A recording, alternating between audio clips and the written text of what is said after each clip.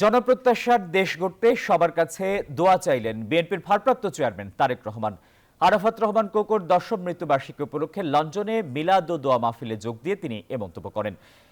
বিএনপির ভারপ্রাপ্ত চেয়ারম্যান বলেন, গত 5 আগস্ট রাজনৈতিক পট পরিবর্তনের পর বিএনপির প্রতি জনপ্রত্যাশা বেড়েছে।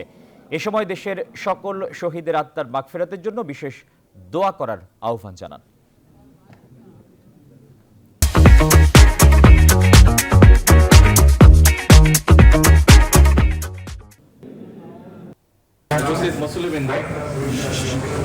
আপনারা এর মধ্যে শুনেছেন এবং আপনারা জানেন যে আজকে আমরা এখানে একত্রিত হয়েছি আমার ছোট ভাই আরাফাত রহমান কোকো তার 10ম মৃত্যুবার্ষিকী উপলক্ষে যুক্তরাজ্য বিএনপি মিলাদ মাহফিলের আয়োজন করেছেন।